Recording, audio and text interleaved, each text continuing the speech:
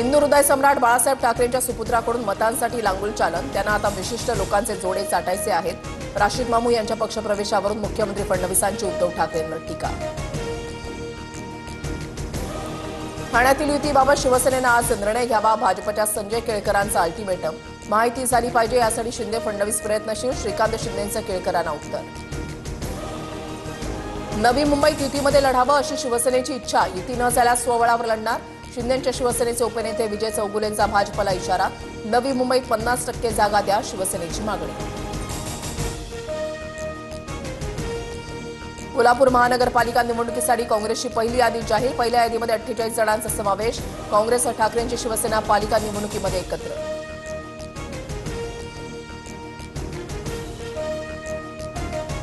नगरसेविका मानसी काळोखेंच्या पतीच्या हत्येनंतर खोपोलीमध्ये तणाव. अजित पवारांचे रायगड जिल्हाध्यक्ष सुधाकर घारे आणि मुख्य आरोपी रवींद्र देवकरसह 10 जणांवर गुन्हे. अटकेसाठी 10 पोलीस पथकं रवाना.